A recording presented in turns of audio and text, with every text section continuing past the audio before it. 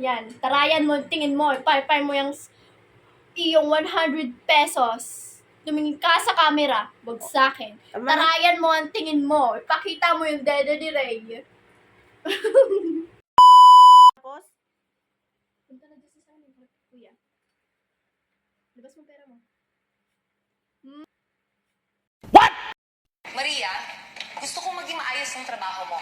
Ayoko na nakakakita ng mga alikabok at dumi. At kapag nakasira ka ng gamit o nakabasag ka, ikakaltas ko yun sa sweldo mo. Maliwanag ba? Maria, gusto kong maging maayos ang trabaho mo. Ayoko na nakakakita ng mga alikabok at dumi. At kapag nakasira ka ng gamit o nakabasag ka, ikakaltas ko yun sa sweldo mo. Maliwanag ba? Opo. Madam, kapag sumasagot ka sa akin, palaging may madam. Opo, madam. Good. At ito pa ang pakakatandaan mo, Maria. Ayoko sa katulong yung madaldal, chismosa at pakialamera. Kaya itiko mo yung bibig mo.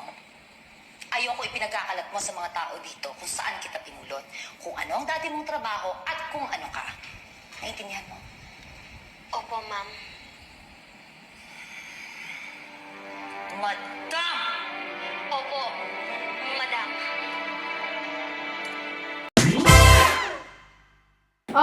Klaseng paglinis yan. anong klaseng linis yan, Inyan?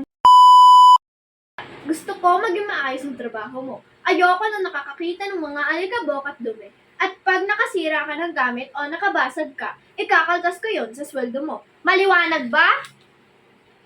Opo, madam. Oh, upo mo. Dapat ang upo mo. Maria. Ay, ulit. Gusto ko maging maayos ang trabaho mo. Ayoko na Maria, gusto ko maayos ang iyong trabaho.